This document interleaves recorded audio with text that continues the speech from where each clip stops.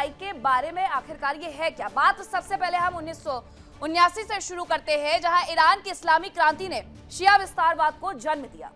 इसके बाद आगे बढ़ेंगे। इस्लामिक क्रांति के बाद सुन्नी देशों में डर फैलना शुरू हो गया। साल बदलता है, 1980 से 1988 का दौर आता है। ईरान और इराक के बीच में युद्ध शुरू हो जाता है। सुन्नी ने शिया पर हमला किया और इस दौरान बाकायदा रासायनिक हथियारों का तक इस्तेमाल किया गया। 1991 का वर्ष आता है। खाड़ी युद्ध के बाद इराक में शिया विद्रोह, युद्ध के समय हजारों शिया मार दिए गए, ये बताया जाता है। 2003 से 2011 के बीच में अमेरिका ने इराक पर हमला किया। शिया और सुन्नी की झड़पों की खबरें इस दौरान भी जम करके सामने आई। 2011 के वर्ष में शिया और सुन्नी में सीरियाई गृह युद्ध देखने को मिला। इस दौरान ईरान और हिजबुल्लाह ने असद का साथ दिया। सऊदी अरब ने तुर्की विद्रोहियों का साथ दिया और यही 2011 का वर्ष होता है जब बहरीन में एक बड़ा प्रदर्शन देखने को मिलता है। शिया बहुमत का विद्रोह देखने को मिलता है। सऊदी सेना ने शिया विद्रोह को हालांकि यहां पर दबा दिया। सऊदी जो कि सुन्नी बहुल है। अब वही बात अगर बहरीन की किया जाए तो शिया बहुल। 2014 से 2017 के वर्ष के दौरान इराक और सीरिया में आईएसआईएस का प्रभाव देखने को मिलता है। सुन्नी ने सीरिया में शियाओं का नरसंहार किया। आईएसआईएस के हमले में लाखों लोग इस दौरान मारे गए। तो यमन में हूती विद्रोहियों ने लाल सागर को युद्ध क्षेत्र बनाना शुरू कर दिया है, जहां सुन्नी गठबंधन और ईरान समर्थित शिया ताकतें एक दूसरे को नेस्तनाबूद करने पर तुली हुई है। सीरिया में असद के पतन के बाद शिया सुन्नी मिलिशिया के बीच में नई जंग छिड़ गई। बशर अल असद सरकार, लाखों लोग बेघर हुए। इराक में शिया मिलिशिया सुन्नी ग्रुप्स की टकराहट ने गृह युद्ध करा दिया। लेबनान में हिजबुल्लाह की कमजोरी के बावजूद शिया सुन्नी फॉल्ट लाइन ने अर्थव्यवस्था को चकनाचूर करके रख दिया। और ये सिर्फ धार्मिक नहीं बल्कि शक्ति की भूख है। हर देश को यह दिखाना है कि वो सबसे पावरफुल है, चाहे वो शिया हो या फिर सुन्नी हो। लड़ाई इस्लाम के लिए नहीं है बल्कि वर्चस्व के लिए है। ईरान शिया क्रिंसेट बनना चाहता है। सऊदी, यूएई, तुर्की सुन्नी वर्चस्व बचाने के लिए बेताब नजर आते हैं। लेकिन इस सब में मिला क्या? अरब दुनिया की अर्थव्यवस्थाएं ध्वस्त हुई, लाखों मौतें हुई, करोड़ों लोग विस्थापन के लिए मजबूर हो गए, तेल की कीमतें आसमान तक पहुंच गई। चलिए अब आपको यह भी बताते हैं कि कहां शिया और सुन्नी की संख्या कितनी ज्यादा है। ईरान की अगर बात की जाए तो ईरान में 90 से 95% आबादी शिया लोगों की है। वहीं सऊदी की अगर आप बात करेंगे तो 85 से 90% सुन्नी आबादी है। और सबसे ज्यादा अभी वर्तमान की मैं बात कर रही हूं, सऊदी अरब पर अटैक ईरान की तरफ से देखने को मिल रहा है। सऊदी अरब की सबसे बड़ी रिफाइनरी अरामको को नुकसान पहुंचाया जा रहा है, जो कि सऊदी अरब में है। और इसीलिए ये शिया बनाम सुन्नी की बातें आ रही है। बात अब मैं बहरीन की करती हूं कि बहरीन में करीब 45% शिया आबादी है। कुवैत में 30 से 40% शिया आबादी है। जॉर्डन में सिर्फ 2 से 3% शिया आबादी है। अब मिडिल ईस्ट में जो आग लगी हुई है वो शिया सुन्नी की लड़ाई है। ये लड़ाई अरब जगत को न सिर्फ तबाह कर रही है, तबाही की तस्वीरें जिस तरीके से आ रही है वो ये बता रही हैं कि ये लड़ाई किस तरीके से इसे तबाह कर रही है और ये पूरी दुनिया की सुरक्षा को भी खतरे में डाल रही है। तो कब तक ये खून खराबा चलेगा और कब तक अरब नेता अपनी महत्वाकांक्षाओं के लिए अपने ही लोगों का कत्लेआम जारी रखेंगे? और क्या वर्चस्व की लड़ाई अभी आगे और ज्यादा जारी रहने वाली है? क्योंकि आरोप ये लग रहे हैं कि खामनेई का खात्मा भी इसी का एक उदाहरण है। वॉशिंगटन पोस्ट के हवाले से क्या कहा गया? यही तो कहा गया कि सऊदी अरब की तरफ से दरअसल डोनाल्ड ट्रंप पर यह दबाव बनाया गया कि अभी के अभी खामनेई पर हमला कर दो, वरना आगे आने वाले वक्त में बहुत ज्यादा मुश्किल हो जाएगी। इसीलिए ये शिया वर्सेस सुन्नी की लड़ाई कही जा रही है। सऊदी अरब ने खामनेई की मुखबरी करते हुए अमेरिका को सारी जानकारी दी, यह भी बताया गया। उसके बाद इजराइल और अमेरिका ने हमले में खामनेई को मार दिया। तो क्या अब इस्लाम की लड़ाई भी बट गई है और यह लड़ाई शिया सुन्नी की हो गई है? इसी पर करेंगे चर्चा। कौन कौन से मेहमान मेरे साथ जुड़ रहे हैं आपका परिचय करवाती हूँ। हमारे साथ जुड़ रहे हैं colonel Shivdas Singh, naval captain Shyam Kumar ji, group captain Ashish Sahay और असलम रिजवी ईरान एक्सपर्ट है, इमरान खोखर मेरे साथ मुस्लिम स्कॉलर है और मेरे साथ स्टूडियो में ही मेरे सहयोगी विवेक भी जुड़ रहे हैं। कर्नल शिवदान जी, सबसे पहले मैं आप ही से समझना चाहूंगी कि इसे शिया वर्सेस सुन्नी क्या कहना सही होगा, क्योंकि बार बार ये देखने को मिल रहा है कि तमाम देशों पर तो हमले किए जा रहे हैं ईरान की तरफ से, लेकिन जो सबसे ज्यादा निशाने पर है वो सऊदी अरब है। अब सऊदी अरब को लेकर के वॉशिंगटन पोस्ट ने जो कहा उसने और ज्यादा खलबली पैदा कर दी। देखिए, ये युद्ध शिया और सुन्नी की लिए नहीं, की लड़ाई शुरू के लिए नहीं हुआ था। ये बेसिकली ईरान को नियंत्रण में लाने के लिए अमेरिका और इजराइल ने ईरान पर हमला किया, क्योंकि ईरान परमाणु शक्ति बनना चाह रहा है, साथ साथ वो इजराइल को तबाह करना चाहता है अपने हमास और हिजबुल्लाह जैसे आतंकी संगठनों से। तो इसलिए इजराइल की सेफ्टी के लिए, सिक्योरिटी के लिए ये युद्ध हुआ, और उसमें अमेरिका ने इजराइल की तरफदारी करते हुए इजराइल को के साथ ही ईरान पर हमला किया। ईरान के साथ अमेरिका की सीधी भी दुश्मनी है, क्योंकि अमेरिका जो है नहीं चाहता कि पूरे मिडिल ईस्ट में ईरान अपनी डोमिनेंस रखे।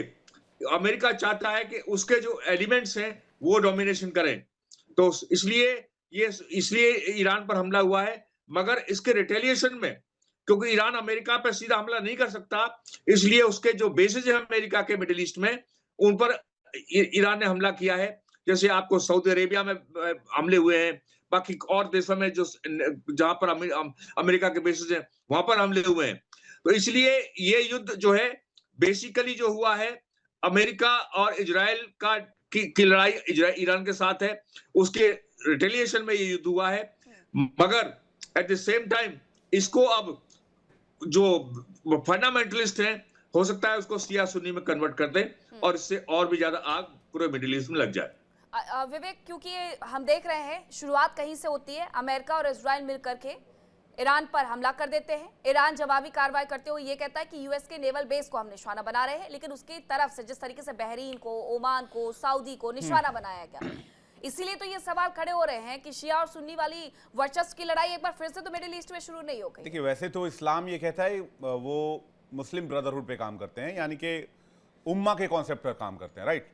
उम्मा का कॉन्सेप्ट ये कहता है कि दुनिया में जितने मुसलमान हैं सब एक ही हैं और सब इस्लाम से जुड़े हुए हैं। लेकिन आपका ये टॉपिक इसलिए बहुत इंटरेस्टिंग हो जाता है कि जब सारे मुसलमान एक हैं, सब इस्लाम से जुड़े हुए हैं, सब इस्लाम को मानने वाले हैं, सब कुरान के नक्शे कदम पर चलते हैं, तो फिर मिडिल ईस्ट में ईरान पर हमले को लेकर पूरी दुनिया क्यों बढ़ जाती है? क्यों तुर्की, इराक और अजरबैजान एक तरफ हो जाते हैं, सऊदी, कतर, बहरीन सब एक तरफ हो जाते हैं? इसलिए सवाल बहुत ज़रूरी है कि अगर सारे मुसलमान, सारे फॉलोअर हैं इस्लाम के, तो उनको एकजुट होना चाहिए और यहाँ अमेरिकी हमले का विरोध करना चाहिए। लेकिन ऐसा होता नहीं दिख रहा है। ऐसा हो नहीं रहा है क्योंकि सबके अपने इंटरेस्ट हैं। किसी को तेल चाहिए, किसी को गैस चाहिए, किसी का एनर्जी सेक्टर हिट करेगा, किसी को कुछ और चाहिए, अपने अपने इंटरेस्ट है। अब आप पाकिस्तान को ही ले लीजिए, पाकिस्तान का अपना इंटरेस्ट है, पाकिस्तान को अमेरिका से पैसे चाहिए, लेकिन वहां की आवाम को वहां के पैसों से या फिर अमेरिकी डॉलर से कोई मतलब नहीं है, तो वो खुलकर विरोध कर रहे हैं। उन्होंने यूएस कॉन्सुलेट पर हमला कर दिया, यूएस एम्बेसी पर, और वहां की सरकार जो है वो सपोर्ट कर रही है डोनाल्ड ट्रंप को। इजराइल को लेकर देख लीजिए, इजराइल को ही मान्यता अलग अलग बटी हुई। इजराइल पे तो बहुत इंटरेस्टिंग फैक्ट खुद ईरान का है।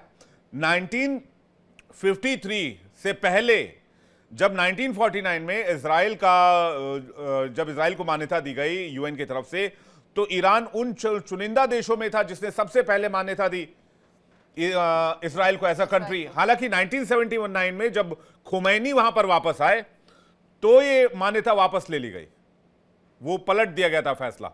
लेकिन इस तरह से ये दौरा ये फिर बहुत कंफ्यूजन क्रिएट करता है, और इसलिए मिडिल ईस्ट में हम देखते हैं कि अक्सर जब जंगी हालात होते हैं तो सब एक दूसरे पर हमला शुरू कर देते हैं। आज की तारीख में अगर पूरा मिडिल ईस्ट जल रहा है तो उसके पीछे की सबसे बड़ी वजह यही है कि आधे से ज्यादा मिडिल ईस्ट के देश डोनाल्ड ट्रंप के साथ खड़े हैं, और रमजान के महीने में, इस पाक महीने में अमेरिका ने ईरान पर हमला कर दिया है। तो इसमें सारे मुस्लिम कंट्री को एक तरफ होना चाहिए था। ओआईसी भी खामोश है, आप छोड़ दिए मुस्लिम कंट्रीज को, एक बयान तक अभी तक नहीं आया ओआईसी की तरफ से। नहीं, उनकी तरफ से बयान आया। उनका ये कहना है कि वहाँ ईरान में जो हो रहा है वो मेरे दादा का मुल्क नहीं है, मेरे दादा का मुल्क ये है, मैं यहाँ के बारे में बात करूंगा। अब असलम रिजवी जी से मैं इस पर प्रतिक्रिया ले लेती हूँ कि विवेक की तरफ से तमाम बातें कही गई कि आखिरकार इस वक्त पर जब सबसे ज्यादा जरूरत ईरान को है तो मुस्लिम देश एकजुट क्यों नहीं हो रहे हैं, वहां शिया और सुन्नी में क्यों बटे हुए नजर आ रहे हैं? असलम जी। जी बहुत बहुत शुक्रिया आपका। ये बात दुनिया जानती है कि ये जंग शिया और सुन्नी के दरमियान नहीं है। अगर ये जंग शिया और सुन्नी के दरमियान होती तो पूरी दुनिया में और ख़ास तौर से जो मुस्लिम कंट्रीज़ हैं वहाँ के लोग, वहाँ के अवाम आयतुल्लाह ख़ामनाई के लिए सड़क पे न निकलते। मैं चूँकि इंडिया में रहता हूँ और इंडिया का जो सबसे बड़ा इदारा है, जो सबसे बड़ा सेंटर है सुन्नियों का, वो है अजमेर शरीफ। अजमेर शरीफ में अभी 2 दिन पहले एक शोक सभा हुई और वहाँ पर रो रो कर वहाँ के जो हेड थे वो आयतुल्लाह ख़ामनाई की शहादत का ऐलान कर रहे थे। तो कहने का मकसद ये है कि अगर ये जंग सुन्नी और शिया की होती तो सुन्नी अलग होते, शिया अलग होते। इस वक्त आयतुल्लाह ख़ामनाई को हम सुन्नी, शिया, हिंदू, मैंने हिंदुओं के बहुत से वीडियोस देखे हैं, मेरे पास मौजूद है, कि वो लोग गिरिया कर रहे हैं, रो रहे हैं, मातम मना रहे हैं। तो ये जंग शिया और सुन्नी के नहीं है। बात ये है कि एक सनकी ये चाहता था कि ईरान उसके सामने सर झुका दे और जैसे और अरब ममालिक ने गुलामी की जंजीर अपने पैरों में डाल दी है, ईरान भी डाल दे। जिस दिन ईरान ये काम करेगा जो सऊदी ने किया है, जो बहरीन ने किया है, जो और मुल्कों ने किया है, तो ये मसला ही खत्म हो जाएगा, ना कोई जंग होगी, ना कोई लड़ाई होगी। ऐसा होने वाला नहीं है। मैं सिर्फ सपोज कर रहा हूँ।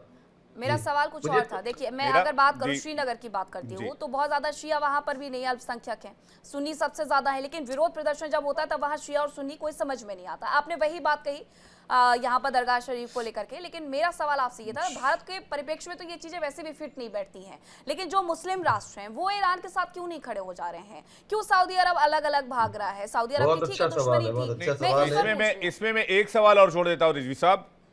ऑर्गेनाइजेशन ऑफ इस्लामिक कोऑपरेशन, जिस ओआईसी की मैंने बातचीत की थी, जिसमें 57 ममालिक देश जो है वो इसके हिस्सेदार हैं, आप भली बात ही जानते होंगे ओआईसी को, वो भी खामोश है और इस्लामिक रिजीम्स जितनी हैं सब खामोश हैं। ऐसा क्यों है? बहुत बहुत शुक्रिया। देखिए, जहाँ तक ओआईसी की बात है, ऑर्गेनाइजेशन ऑफ इस्लामिक कोऑपरेशन की जो आप बात कर रहे हैं, इसमें 57 कंट्रीज हैं। उसमें एक कंट्री है जो अकेला ईरान है, जो अमेरिका के साथ नहीं है। बाकी ज़्यादातर कंट्री जो है वो सब अमेरिकन हैं और उन्हीं के रास्ते पर चल रहे हैं। तो ये आप कैसे उम्मीद करते हैं कि ओआईसी के ज़रिए से एक बात कही जाएगी, कंडेम किया जाएगा आयतुल्लाह ख़ामनाई की शहादत को? ये मुमकिन नहीं है, क्योंकि उसमें ये दुनिया ऐसी है कि जिस पे कब्ज़ा जो है एक सनकी का है, एक पागल का है, और उससे दुनिया डरी हुई है।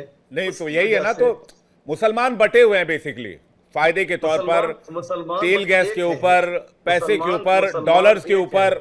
बात यही आ गई ना भाई साहब। मुसलमान एक है, जो कंट्री है कहाँ एक है? पूरी दुनिया देख रही है मिडिल ईस्ट में क्या हो रहा है। रिजवी साहब, अब तो मान लीजिए कम से कम आप। मैं वो ये कह रहा हूँ कि वो मुसलमान हुकूमत की आप बात कर रहे हैं, वो एक है ईरान के खिलाफ।